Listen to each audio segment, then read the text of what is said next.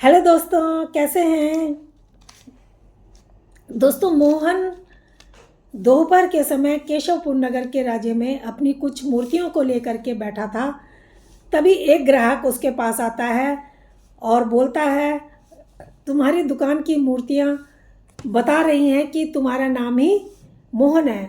वह मूर्तिकार जिसके बारे में केशव नगर राज्य में हर कोई आदमी बात करता है, वो कहता है मोहन की ऐसी कोई बात नहीं है, लोग मेरी प्रशंसा ऐसे ही किया करते हैं।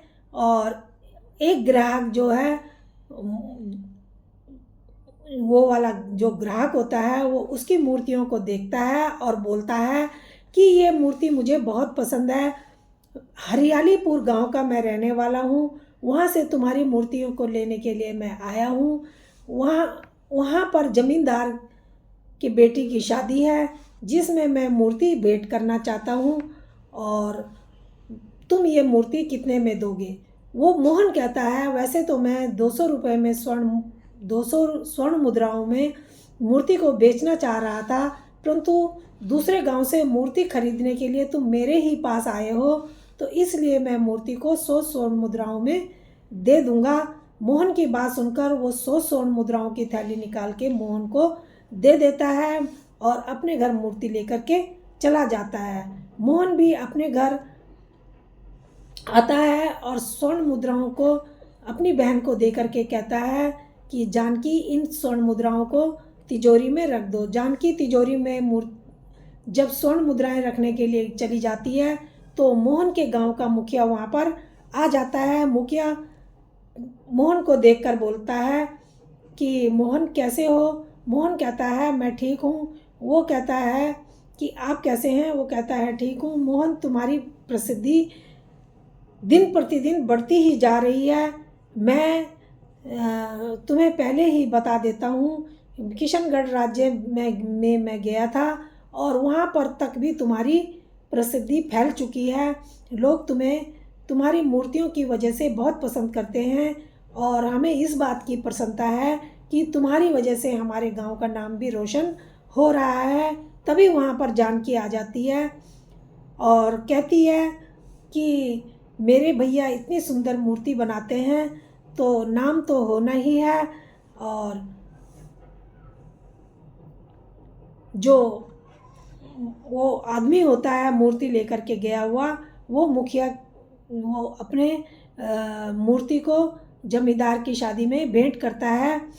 अब वहाँ पर मुखिया कहता है, ज़रा तुम संभल कर रहना मोहन, क्योंकि बिरजू तुमसे बहुत जलता है अंदर ही अंदर, और क्योंकि उसकी मूर्ति को कोई नहीं खरीदता है और उसकी कोई प्रशंसा भी नहीं करता है।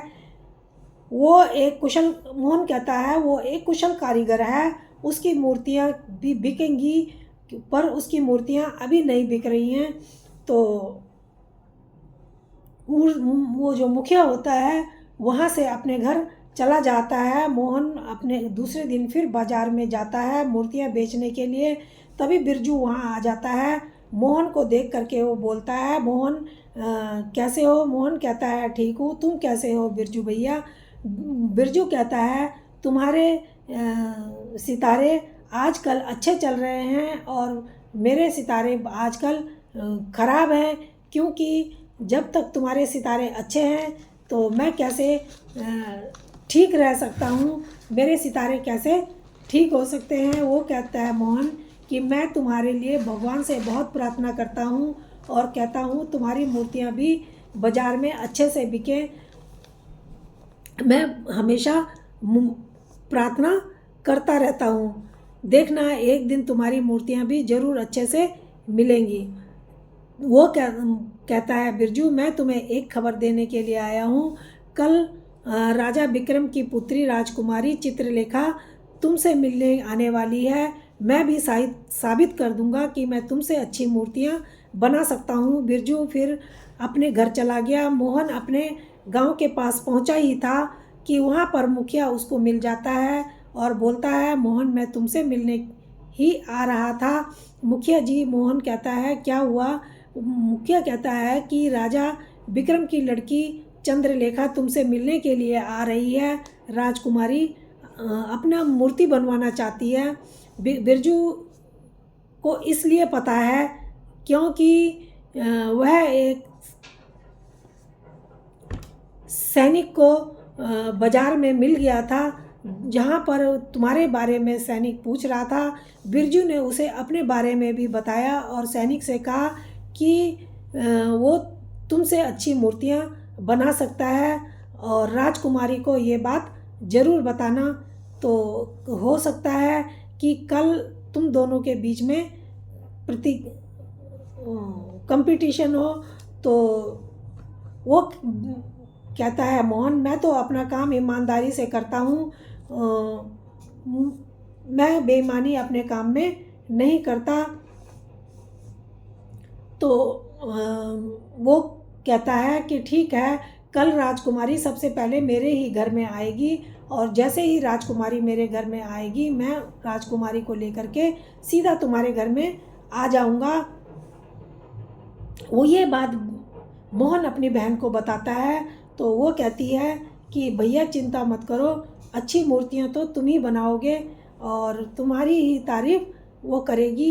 इतना वो मोहन जो होता है बात सुन के हंसता है और जा कर के सो जाता है। सुबह जब वो उठता है तो देखता है उसके दरवाजे को कोई खटका रहा था। वो ज़ोर ज़ोर से खटकाने की आवाज़ आती है। वो बाहर जा कर के देखता है तो राजकुमारी चंद्रलेखा और मंत्री सिपाही और वहाँ पर सभी खड़े थे। तो मोहन उनको देख करके बाहर जाता है और राजकुमारी कहती है, उसकी प्रशंसा करती है और उसको कहती है कि तुम्हारी प्रशंसा जितना करूं कम है, तुम्हारे बारे में मैंने बहुत सुन रखा है और अब लेकिन तुम्हारी अब प्रतियोगिता होगी। तुम्हारे मुकाबले में एक आदमी तुम्हारे गांव में और है जो मूर्तिकार है, जो मूर्तियां बनाता है और प्रतियोगिता में जो जीतेगा उसे मैं काफ़ी सारी स्वर्ण मुद्राएं देने वाली हूँ। दरअसल मेरे सैनिक ने मुझे बताया था कि बिरजू नाम का भी यहाँ पर कोई आदमी है, मूर्ति बनाता है जो, तो वो तुमसे बेहतर मूर्ति बना सकता है। राजकुमारी ने कहा तो बिरजू तभी वहाँ पर बिरजू आ जाता है और राजकुमारी कहती है कि क्या तुम तैयार हो? वो कहता है हाँ राजकुमारी मैं तैयार हूँ। राजकुमारी एक वृक्ष के नीचे बैठ जाती है और दोनों के दोनों उसकी मूर्ति को बनाने के लिए तैयार होते हैं। दोनों उसकी मूर्तियाँ बनाने लगते हैं। बिरजू हूबहू राजकुमारी की जैसी दिखने वाली मूर्ति बना देता है और राजकुमारी उसकी मूर्ति को देख करके कहती है कि ऐसा लग रहा है कि मैं आईने में अपने को देख रही हूँ। राजकुमारी के मुंह से अपनी प्रशंसा सुनकर बिरजू फूला नहीं समाता। फिर वो मोहन की मूर्ति को देखती है और बोलती है तुमने किसकी मूर्ति बना दी? ये तो मेरी मूर्ति नहीं है। मोहन उस मूर्ति को देखता है और कहता है मैंने तो आपकी ही मूर्ति बनाई थी, पर ये कैसे और किसी की मूर्ति बन गई मुझे नहीं पता। वो तभी वहाँ पर एक आदमी आ जाता है, उस मूर्ति को देख करके कहता है इतनी सुंदर मूर्ति, इतनी सुंदर मूर्ति, ये तो राजकुमारी की सुंदरता को भी फेल कर रही है। और वो आदमी वहाँ से ऐसा कहकर चला जाता है। और दूसरी स्त्री की प्रशंसा सुन करके राजकुमारी तो बहुत ही क्रोधित हो जाती है और मोहन को उसी समय बंदी बनाने का आदेश देती है। उसको बंदी बनाने के लिए कहती है और कहती है इसने तो मेरी सुंदरता का अपमान किया है। बिरजू जो होता है वो एक कुटिल मुस्कान हंस देता है। चंद्रलेखा ने कहा ये झूठ बोल रहा है। चंद्रलेखा को वो कहता है राजकुमारी ये झूठ बोल रहा है और इसे बंदी बना लिया जाए। उसका हुक्म पाकर मोहन को बंदी बनाने के लिए जैसे ही चंद्रलेखा मोहन की मूर्ति को देखती है और उसको बंदी बनाने के लिए कहती है, तभी वहाँ से मोहन ज़ोर ज़ोर से भागने लगता है वो इतना भागता है कि भागते भागते वो एक घना घोर जंगल में पहुंच जाता है और वहाँ पर भागता ही रहता है। भागते भागते वो थक गया था और उसका गला भी सूख गया था और उसको प्यास लग गई थी। तभी जो बिरजू होता है वो राजकुमारी को कहता है, राजकुमारी मुझे तो इनाम दे दो। राजकुमारी अपने सैनिक को कहती है कि इन बिरजू को इनाम दे दो। और वो जो सैनिक है वो आगे आदेश पाते ही अपनी तलवार निकालता है और बिरजू के गर्दन पर वार कर देता है। जैसे ही वो वार करता है बिरजू छटपटाकर तड़पते हुए नीचे गिर पड़ता है और वहीं पर ही ढेर हो जाता है। मोहन ये सब देख करके बहुत दुखी होता है। जो मुखिया होता है वो भी देखता ही रह जाता है और मोहन की जो बनाई हुई मूर्ति होती है वो राजकुमारी कहती है इसको महल में ले चलो और पता करो कि ये किसकी मूर्ति है। बिना देखे तो कोई ऐसी मूर्ति नहीं बना सकता। ज़रूर ये स्त्री इस संसार में होगी, कहीं ना कहीं होगी, इसका पता लगाओ कौन है ये। वो बहुत बुरा मानती है और क्या उसको मूर्ति को उठा करके वहाँ से राजमहल में ले जाते हैं। वो कहती है कि इस मूर्ति को राजमहल के अंदर मत ले जाओ, इसको बाहर बगीचे में रख दो। जब मोहन के वहाँ भागते भागते पैर जवाब दे जाते हैं और प्यास लगती है, उसको एक तालाब दिखाई पड़ता है और वो वहाँ पर पानी पीने के बाद पानी पीता है। पानी पीने के बाद मोहन में जंगल इधर उधर देख रहा था। तभी वो सोच ही रहा था कि मूर्ति मुझसे ऐसे कैसे बन गई। मैं तो मूर्ति चंद्रलेखा की बना रहा था, अगर मैं वापस गया तो वो मुझे जीवित नहीं छोड़ेगी। लेकिन उसको अपनी बहन का भी ध्यान आ रहा था।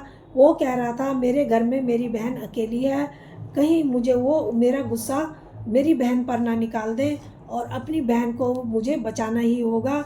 और ये सोचता है मुझे घर जाना होगा। मैं रात को मुखिया जी के घर जाऊंगा, वहीं पर अपनी बहन को बुला लूँगा और उसको लेकर के मैं भाग जाऊंगा और वहाँ फिर कभी नहीं जाऊंगा। तभी वहाँ पर एक साधु आते हैं और मोहन को देख करके कहते हैं कहाँ भाग रहे हो। जो वीर पुरुष होते हैं वो कभी कठिनाइयों से नहीं भागते, परिश्रम करते हैं। और पीछे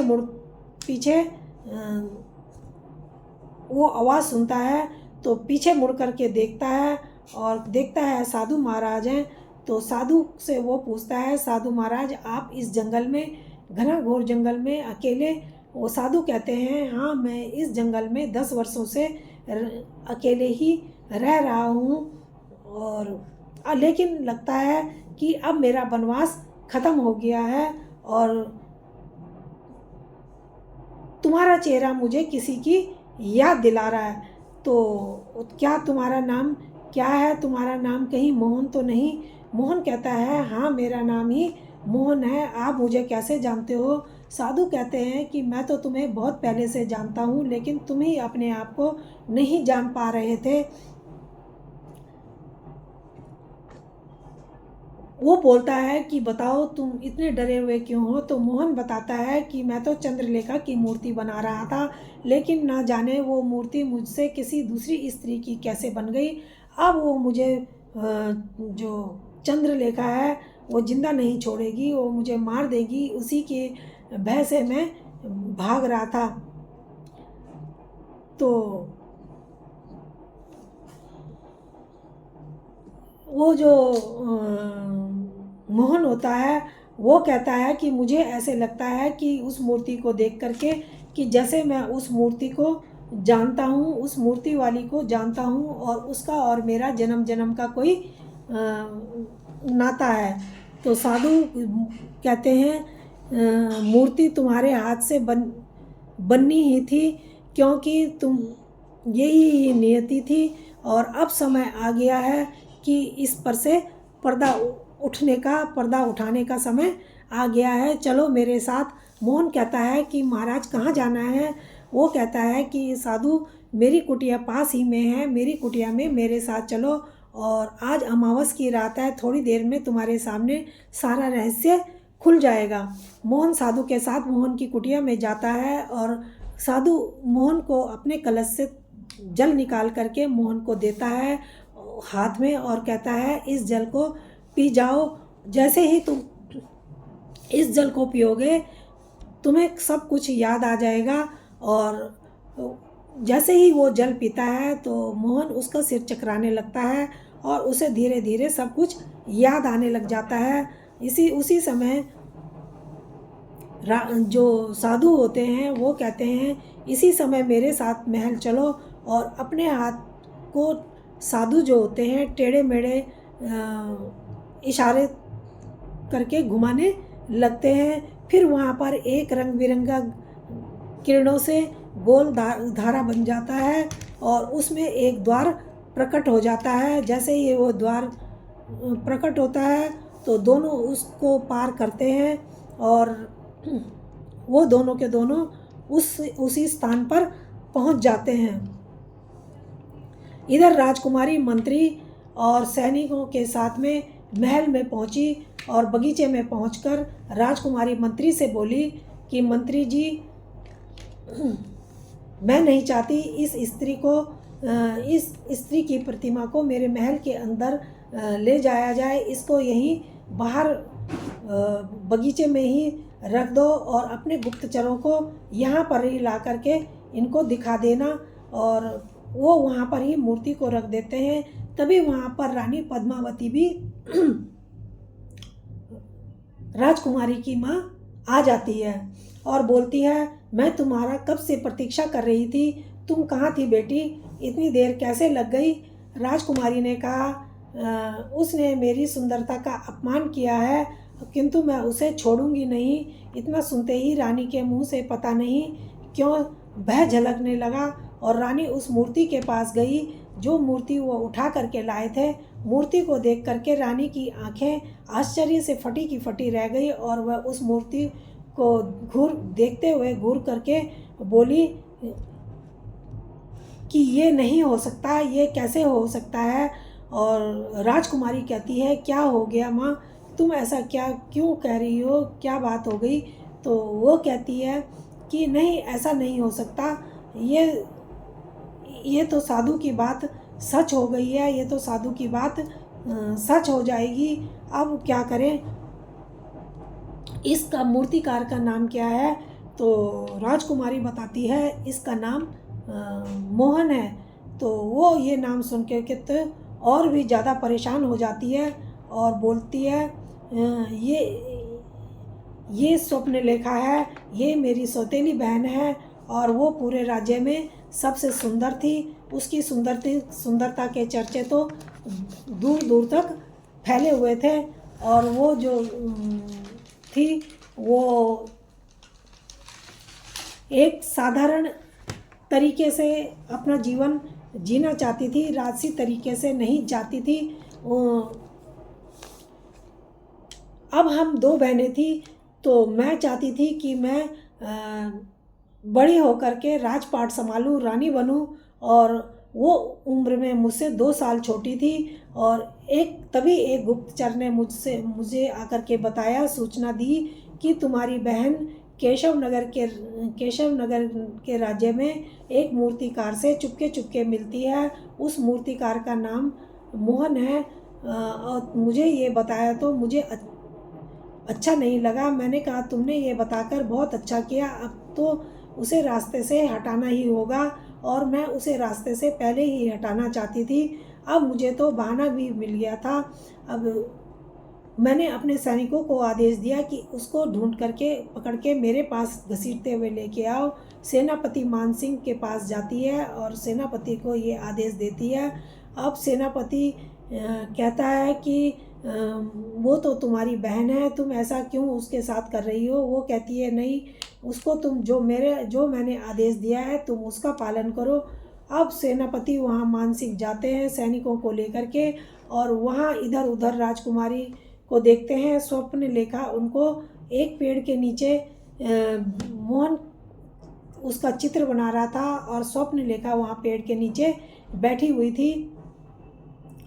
अब वो जब वहाँ पर पहुँचते हैं तो स्वप्न लेखा को कहते हैं कि अपने साथ चलने को कहते हैं और कहते हैं कि तुम्हें बंदी बनाने का आदेश आया है और तुम इस तभी वहाँ पर जो साधु महाराज होते हैं वो भी पहुँच जाते हैं। वो कहते हैं कि तुम इनको ऐसे कैसे ले जा रहे हो, तो वो बताते हैं कि हमारी रानी ने हमें आदेश दिया है और इनको बंदी बना करके लाने के लिए कहा है।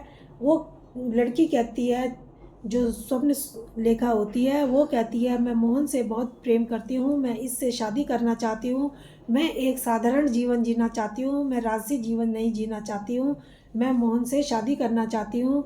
और जो बाबा होते हैं वो कहते हैं अगर तुम्हारा प्रेम सच्चा है, तुम सच कह रहे हो, तो मैं तुम्हारा मिलन ज़रूर कराऊंगा और मैं भी तुम्हारे साथ में वहाँ पर आता हूँ।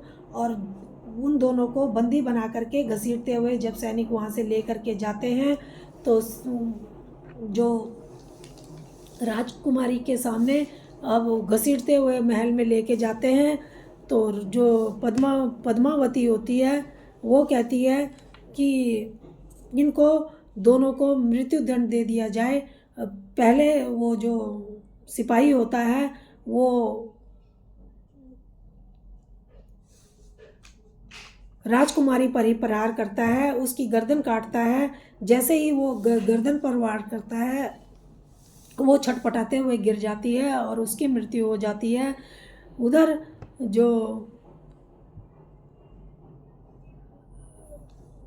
सैनिक होता है जब तलवार से फिर दूसरा वार करता है तो दोनों के दोनों वहाँ पर ढेर हो जाते हैं और दोनों के दोनों वहीं पर ही मर जाते हैं। और इतने में तब वहाँ पर साधु महाराज पहुँच जाते हैं और कहते हैं मैंने आने में देर कर दी, कोई बात नहीं, मैं तुम्हारा मिलन करा के रहूँगा। और वो जो साधु महाराज होते हैं वो कहते हैं कि तुमने ये अच्छा नहीं किया इनको मरवा करके, और ये अब अपना बदला तुमसे ज़रूर लेंगे, ये तुमने अच्छा नहीं किया, तुम्हें इसी जन्म में ये सब भुगतना पड़ेगा। और फिर साधु महाराज वहाँ से चले जाते हैं। और तो वो सारी बात बता करके कहती है कि अब क्या करें, साधु महाराज की तो बात सच हो गई है, मुझे तो ऐसा लग रहा है। अब जो राजकुमारी होती है वो बहुत क्रोधित अवस्था में होती है और साधु उसको देखकर कहते हैं तुमने बहुत ही गलत कर दिया है, तुम्हें इस जन्म में ये भोगना ही पड़ेगा। अब वो पूछती है उसका इस नाम क्या है लड़के का, तो वो बताता है कि उसका नाम मोहन है। जिस दिन मोहन स्वप्न लेखा का मूर्ति बनाने में कामयाब हो गया तो तुम्हारा अंत निश्चित है। अब मोहन ने वो मूर्ति बना ली है, अब मोहन का जन्म भी हो चुका है और ये मोहन है। अब वो मोहन को देख करके आश्चर्यचकित हो जाती है और चौंक जाती है। अब मोहन जो होता है वहाँ पर साधु के साथ में खड़ा होता है और साधु महाराज कहते हैं कि तुम मोहन मूर्ति को स्पर्श करो और तुम्हारे स्पर्श करने से मूर्ति में प्राण आ जाएंगे, वो जीवित हो जाएगी। और मोहन ऐसा ही करता है, वो जाता है मूर्ति को छूता है तो उसके हाथ लगाने से मूर्ति जीवित हो जाती है और राजकुमारी में परिवर्तित हो जाती है। अब साधु महाराज कहते हैं राजकुमारी जब मोहन को देखती है तो कहती है मोहन तुमने आना ही था, तुम आ गए, तुम्हारा जन्म हो गया।